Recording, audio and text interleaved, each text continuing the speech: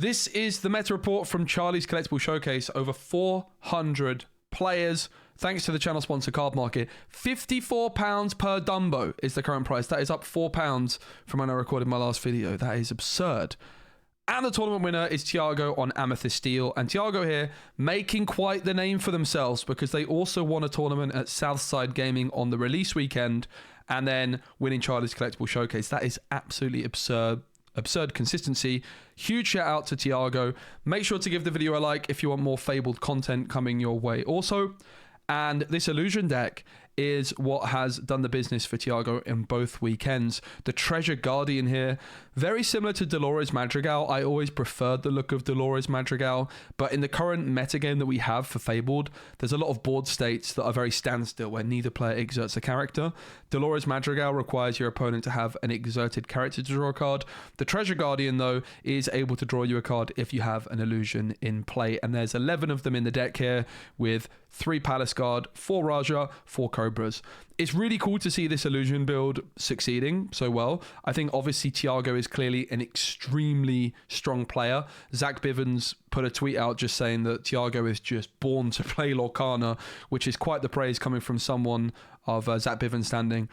So while this deck has obviously been incredibly good for Tiago, I wouldn't necessarily say that this is the definitive best way to play Amethyst Steel. Rather that this is clearly a viable way to play Amethyst Steel, and Tiago is a very strong player.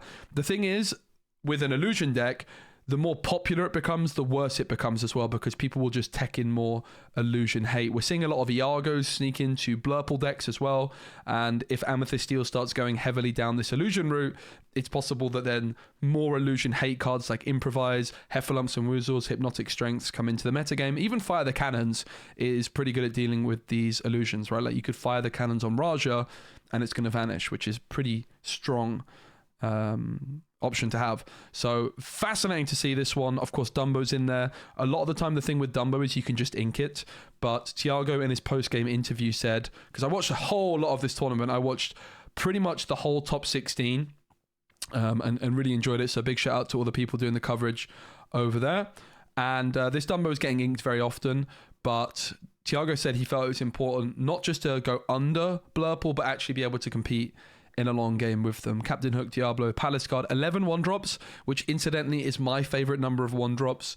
If you had to tell me like the perfect number, I like 11. 11 feels very secure. 12 is maybe a bit too much, and 10 feels like not quite too much. So 11 1-drops is my personal favorite number. It's a little bit arbitrary. Like there's not a huge difference obviously between 12 or 10, but it's cool to see Tiago on the same number that I personally tend to gravitate towards in this style of deck. 4 Calhouns. Obviously Calhoun can be a little bit clunky in some matchups. There's no way of giving this character evasive either. So against Blurple, I'm not sure that Calhoun is doing all that much to begin with, but maybe it can just sit on the board and be a bit of a nuisance. Of course, Doc's in there. This Genie is really, really strong, and it does become evasive in your own turn for that Dumbo synergy. 2 strengths, 2 bells, 4 strengths of a Raging Fire, and also White Rose in there. So big shout out to Tiago. It was actually a Amethyst Steel mirror matchup in the final because William C also getting to the final with a different build. 4 bells in this one. I have to say, I like the look of going heavy on the bell. I think this card is really, really strong. Tiago in his post-game interview said he would like to play more, but actually it didn't do that much for him this weekend, and he just inked it most of the time.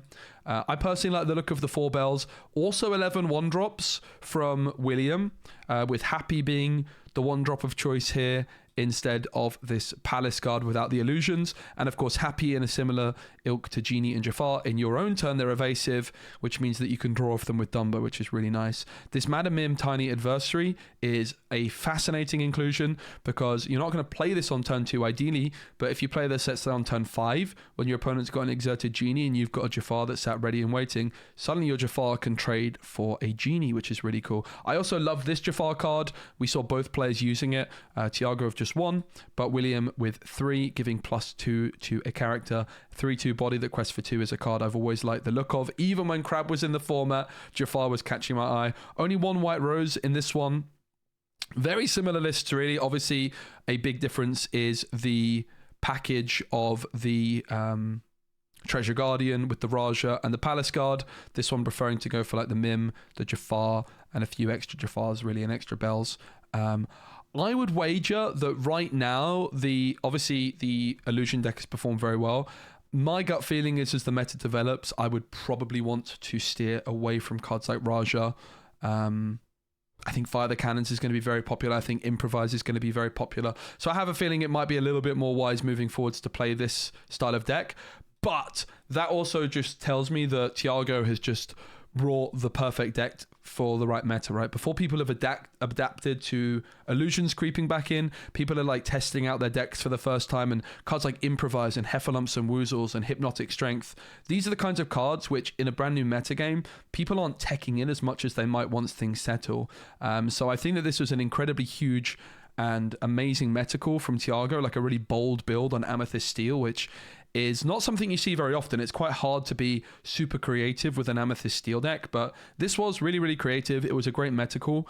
My prediction would be that maybe as things develop, a more traditional take on Amethyst Steel might prove to be the way to go, but we'll have to wait and see. There was one other Amethyst Steel deck in the top 16, which I wanted to draw your attention to. The list's looking really similar overall. This one also on 11 1-drops. It's really interesting to see that so many people are playing 11 1-drops when it's a number that I've said many times is my favorite. I'm really surprised to see it. You don't see it that often, so it's very, very cool. 2 Jafars, 2 Lilos also in the mix as well here. When you play this character, your other characters gain Challenger 2 this turn, and whenever this character quest, chosen alien character gains Challenger 2. There's also 2 copies of the 5-cost Jasmine, which is evasive in your turn, which means you can draw for Dumbo with it, and you can choose and discard a card, and this character gains Challenger +3 this turn. This Jasmine card is really nice in an Emerald Steel deck with Clarabelle, because it's just a way you can dump your hand for Clarabelle and just turn your Jasmine into an absolute powerhouse for 1 turn. Yeah, really big shout out to all 3 Amethyst Steel players in the top 16. Moving on, before we look at some of the more predictable decks like Blurpool, Amber Steel, and Emerald Sapphire, let's look at the other decks which performed relatively well. Huge tournament, again, 400 players on some of the more unorthodox ink color combinations. Emerald Steel is in the mix, playing Clarabelle. My overall assessment of the meta is you can play Hyper Aggro, you can play Purple, Amethyst, or you can play Clarabelle. I think it's quite difficult to play a deck which isn't one of those 3 things. And this one is playing Clarabelle. And it's also got Dock, of course. You've got the Emerald Chromicon. There's some nice Clarabelle synergy potentially there if you want to bounce stuff back to your opponent's hands and then draw. There's also some Dock synergy there where you could bounce your own Dock back to your hand. Of course, you've got the Clarabelle package. You've got Fire the Cannons and Strength of a Raging Fire, which I think are 2 really, really strong cards in the current metagame. Curse Merfolk and Go-Go as your ways of applying some pressure with lore. I do like Bobby the Spray Cheese Kid quite a bit, particularly in Emerald Sapphire where you've got the Baymax shift, or maybe in a deck that plays Circle of Life. In this deck, might just help you get rid of some clunky hands where you've got Calhouns and Emerald Chromicons clogging your hand. But maybe the Spray Cheese Kid is the one card I'm not too in love with in this deck. John Silver's also in here. When you play this character, chosen character can't challenge during the next turn. I'm a bit of a John Silver hater personally. I've never been too impressed by the card, but it's definitely a card which has seen a lot of meta play, and I know a lot of players really like John Silver. It's not a card I ever tend to put into my decks. I did try an Emerald and Steel aggro deck without the Clarabelle because I was trying to build a budget deck. You've got to play Clarabelle if you're playing Emerald, really, unless you're going for some sort of like hyper aggro Churner Dogs build. I think that Emerald Steel has big potential. I really do. I think that the decks which are worth experimenting with, the Amethyst decks we kind of know all about, but Hyper Aggro and Clarabelle decks I think are maybe the 2 decks which have a little bit more room for experimentation. And I think that Emerald Steel, if you're looking to try and cook up a unorthodox color combination, I think that Emerald Steel definitely has some serious potential. So big shout out to Chris Truno on the top 64 finish. We also did get a Amber and Emerald Churner Dogs deck in the top 64. This deck is the one deck in the game where you can really just go pure aggro mode. Amber Steel also has the potential to be very aggressive with Tiana and Fire the Cannons, but that deck only has one character which can quest for 2, and that is Daisy Duck on turn 1. This deck has so many Merfolk, Daisy Duck, Lady, and Lady all quest potentially for 2 or even 3 in the case of this Lady, and you can play them on turn 1. So you can be so aggressive, it is absurd. And even Fred only quests for 1, but if he's banished in a challenge, he kind of quests for 3. So you've got a lot of really aggressive one-drop characters as options in this style of deck. Go-Go is a great finisher. This deck, or this version of Amber Emerald, has gone for these turn 2 bodyguards in the form of the Prince and Jim Deer. Lilo's in there, Tramp's in there. Tramp combines really well, of course, with Lady, because you can give it extra strength and either quest for 3 or take a really favorable trade. Ursula plus Lady's in there. We've got Prince Philip as a ward character. Sven's in there to ready characters, which I love. We've got the Lady and the Tramp package as well in the top end. One copy of Invited to the Ball, one Emerald Chromicon as well for a similar reason. It's a nice option to have in an aggro build. No Clarabelle in this one, which is something you could maybe look at. Probably I wouldn't go for it, though. I think this Tramp can be enough for your card draw. A problem this deck has is it doesn't have really a big way of interacting with your opponent. There's no Cloud Kicker anymore. There's of course no Fire the Cannons, and there's no Befuddle not in the rotation. So if you want to play a aggro deck which is really good going second, maybe Amber Steel is your best bet because you get access to Fire the Cannons to sort of equalize the board state. But this deck does just have the potential of going absurdly wide. And also Ursula Deceiver is a great option at dealing with under the sea decks, which are seemingly going to be more popular as we continue to move forward in the metagame. So I think that this is a deck which I'll be testing a little bit. It's one of the few decks I haven't really tested that much. But I think it's a very, very interesting deck, and it really might have some serious potential. I think this deck going first is great. Obviously, the upcoming Disney Lorcana challenges in Bologna and Milwaukee are best of 3s. If you can just win a die roll every round, which, I mean, it's going to happen maybe to a few players, right? This deck's going to be nearly unstoppable, potentially. So, very, very interesting. I think that Amber Emerald Hyper Aggro has serious potential. I really do. And it's definitely one that I'm going to be keeping an eye on as things develop. Up next, there was also one Ruby Amethyst in the top 64. I've got to say, I don't personally believe in Ruby Amethyst. I think that if you're playing Amethyst and you want control, Sapphire just provides way more options because of the ramp of Sapphire, but also then Elsa a turn earlier.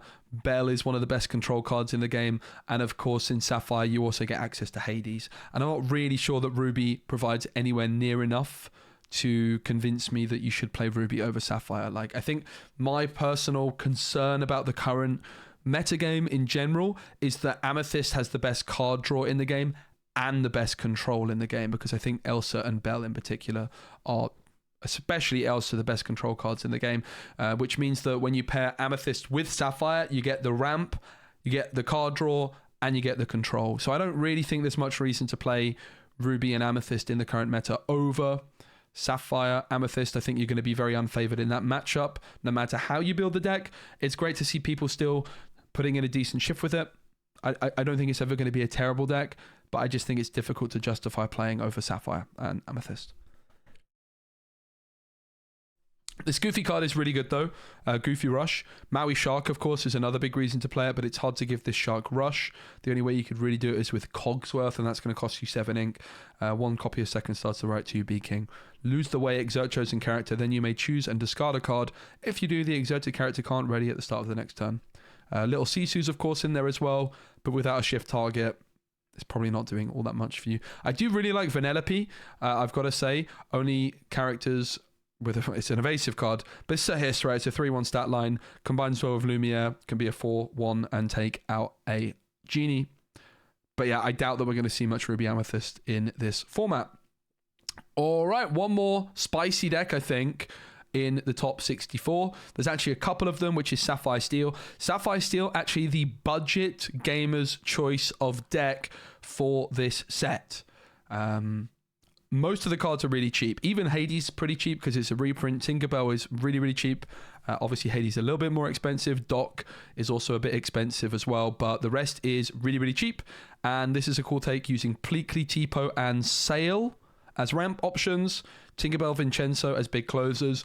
The main problem that this deck has is how on earth do you beat Blurple? Blurple is also ramping. It also has control, arguably better control in Amethyst compared with Steel, which again kind of is where my concern is.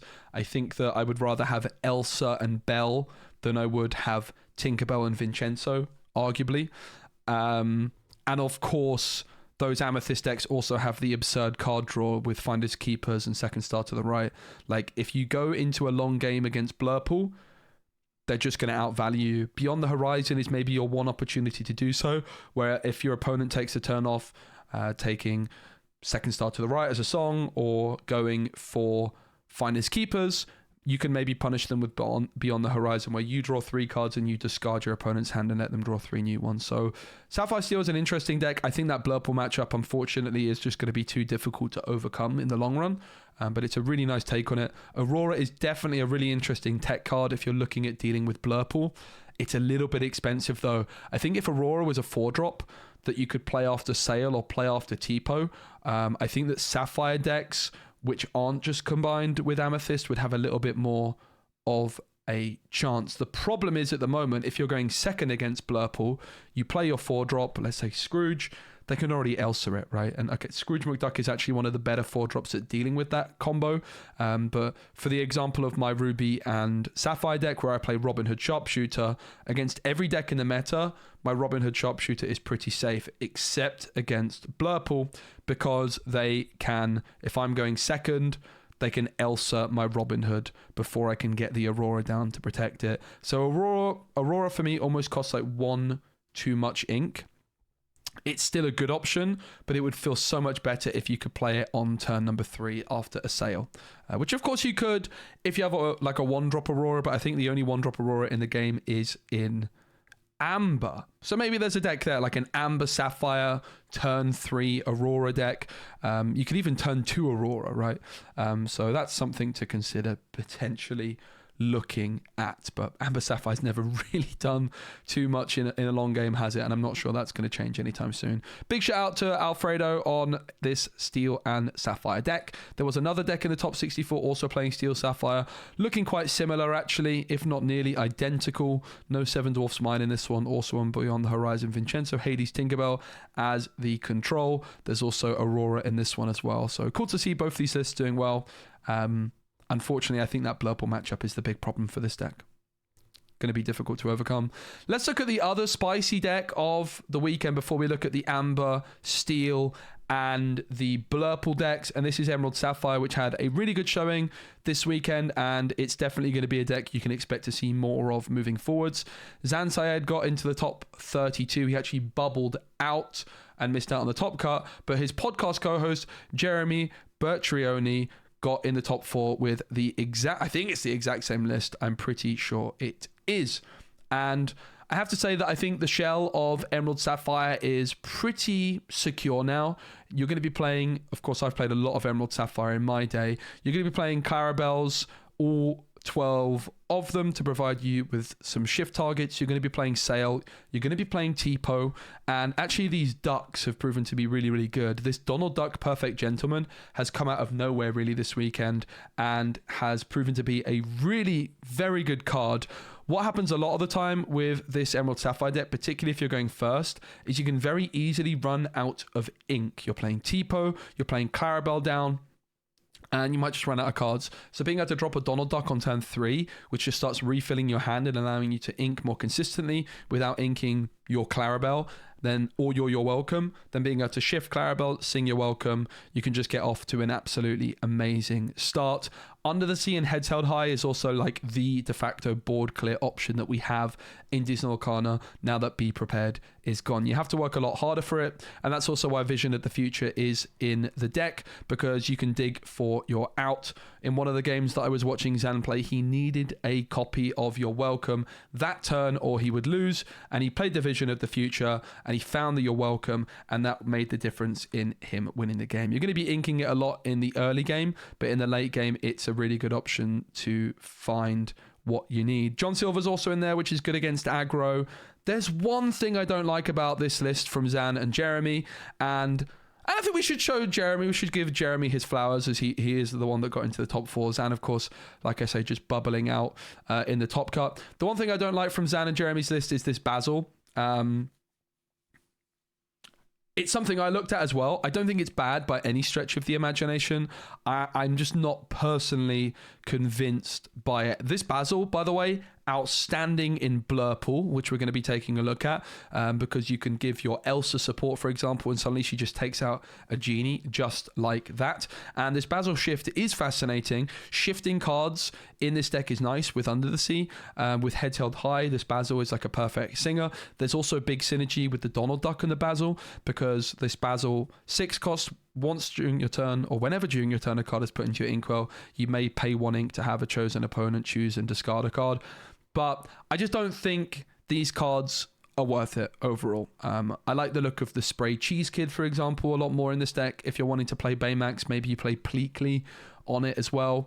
I'm just not in love with these 6 cards. Personally, I wouldn't recommend playing them. They're definitely not bad. I just think that there might be a slightly more optimal way of using those slots, in my opinion, at least.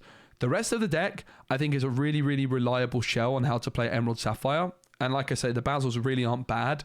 I just think there might be something a little bit better that you can do with your time. 4 Baymax is definitely a lot.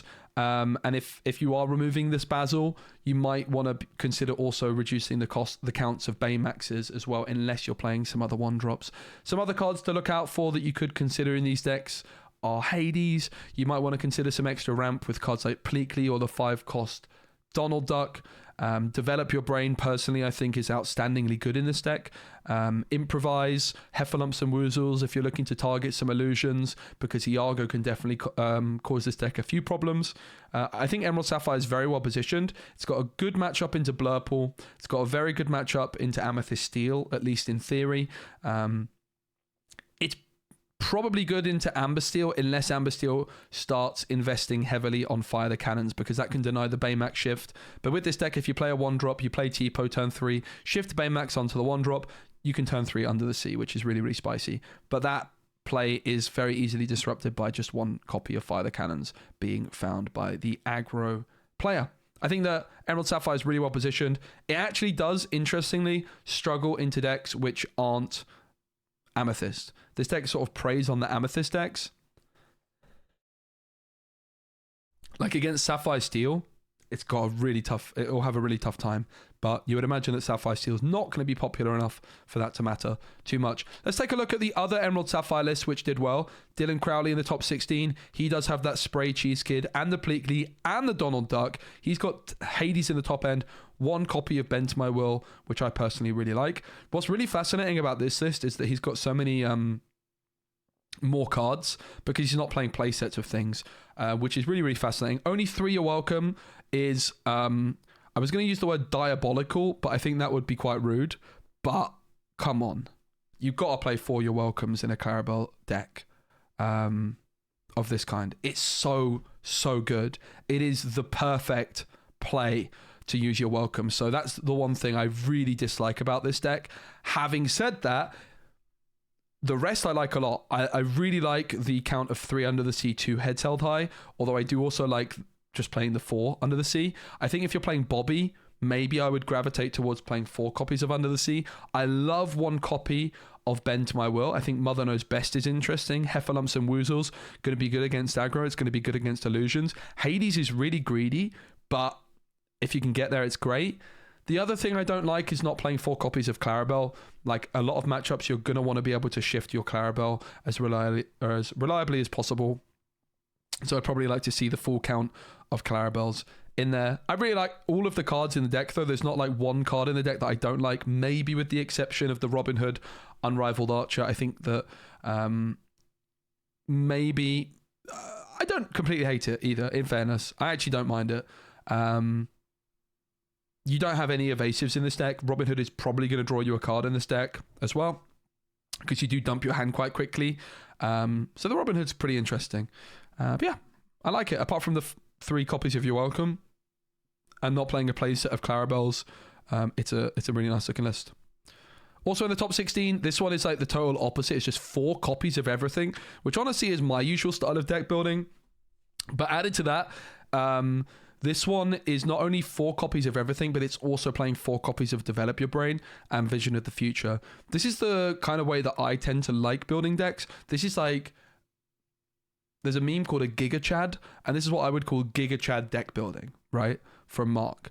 What I mean by that is like, it's just so consistent. This is a deck which values consistency, arguably, over tech cards. 4 develops, 4 visions, and just 4 copies of everything. However, I don't like that there's no 1-cost Clarabelle. I think that that is a mistake. 1-cost Clarabelle in this deck is really good, not only because you can play it down early, but on your 3rd turn when you're at 4 ink, you can play the Clarabelle 3-drop and the Clarabelle 1-drop, which plays around Elsa, like your opponent can't Elsa both of your Clarabelles. And also, the secret hidden line is when you're at 6 ink, you can just play the 1-drop Clarabelle and immediately shift the big Clarabelle onto it. So I think that the 1-drop Clarabelle is an absolute must. But I have to say, all of the cards in this deck, I really, really like. Not sure about Stopped Chaos in its tracks. It's not a card I've played. It's definitely very fascinating. I think it's got to be good. And maybe 4 Heads Held High is a little on the high end as well. But I suppose there's synergy between this and this, right? Like, it's kind of interesting. Return up to 2 chosen characters with 3 strength or less each to their player's hand. You could also use this on your own Hades, right? You could bounce back your own Hades and slam another Hades down, which is pretty spicy. Really, really cool deck.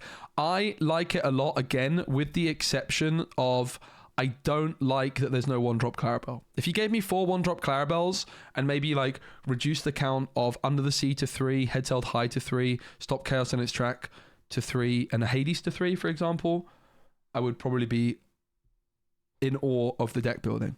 Because I do think that not playing the 1-drop Clarabelle is a big mistake. But the rest, I really like. I really, really do. So big shout out to all the Emerald Sapphire players and all of the players we've looked at so far. And again, thanks again to the channel sponsor Card Market for sponsoring the video and continuing to support the channel. Amber Steel up next. We've got a couple of Amber Steels in the top 8. We did see Amber Steel winning, of course, the tournament over at the Ink on the same weekend. No Fire the Cannons in this one. I think Fire the Cannons is a must. It's great into illusions. I like the Mulan inclusion, the Rhino inclusion I also quite like. I like the Snow White inclusion. This is a card I'm a big fan of. Can't be challenged. And a lot of you are going to say, well, it's just going to get hit by Fire the Cannons, well, or Strength. But the thing is that you're already overloading that removal. There's a good chance that if your opponent has these kinds of cards, they've already used it elsewhere. One downside about Snow White, though, is that she does get hit by Under the Sea. It's possible we start to see Pete included in these aggro decks because of the Under the Sea gamers. John Silver's also in this one. And the Prince is in there as well as Mr. Arrow. Pretty cool. Mr. Arrow being preferred over Lilo. Which I probably agree with. I think Mr. Arrow is better than Lilo in these decks. This one is not playing Aurora. It's also playing Rhino. It's playing Mulan. It's also got Jim Deere as a 0-4 bodyguard. It's got Lawrence and Penny and Tiana and Pluto and does have Fire the Cannons. Very, very similar lists. The big difference in this one is 1-cost Mulan and some of the 2-drop choices, but very, very similar. I personally would be on 3, maybe even 4 Fire the Cannons. I do like Mulan as well for that reason, is that maybe you can get away with playing a few more uninkables such as Fire the Cannons in your builds. Top 32 list here. Looking very similar with BR Guest in the mix, also John Silver. BR Guest can find you the dock. This one's also not playing Aurora. We did see one list with Aurora in the top 8, one without. And finally, another top 32 list. This one's playing the Bolts and also the Bagheera as a 5-cost, which is quite expensive for a deck like this. Also playing Jim Deere. No Fire the Cannons. So overall, I like the list a lot. I think the main thing I would suggest to you, in my personal opinion, is that you want to be heavy on the Fire the Cannons. It's going to be really good at disrupting the Under the Sea decks. Not this one. This one. Like if you're playing against Zan Syed and he plays a Clarabelle on 1, and you've already played like a Daisy Duck, your turn 2, you could play a second Daisy Duck and a Fire the Cannons, and you're just off to such a good start. Or if they play a Basil or an Octopus or something like this, I think it's just a really, really good way of securing a victory going second in particular as well, to just equalize the board state. There's no other card like Fire the Cannons that aggro decks have available. We used to have Cloud Kicker, we used to have Befuddle. Fire the Cannons is really, and Strength of a Raging Fire, really the standout cards which can help you win as an aggro player on the draw. So I would definitely recommend going heavy on those if I were you. Finally, last but of course not least, the big bad of the format is Blurple. It didn't win many tournaments this weekend. It got taken out in the top 4 by Amethyst Steel. Corey finishing 3rd was the highest finished for Blurple at this one. 2 second star to the right, I think, is seemingly the way to go. If you play Blurple, you've got to be prepared for a lot of mirror matchups. And if you only play 1 copy of second star to the right and you don't find it, you're going to be in a world of trouble. I think Basil is actually, interestingly, the best 1-drop in these decks. I personally like Basil and the Octopus Soldier as the 1-drops of choice. Develop Your Brain is really spicy to see. I just think Develop Your Brain is an absolutely outstanding card.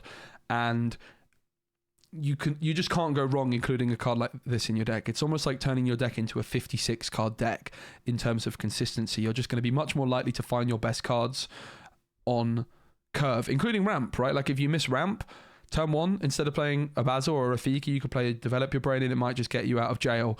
I really love Develop Your Brain, so I think you really can't ever go wrong including 4 copies of this in your deck.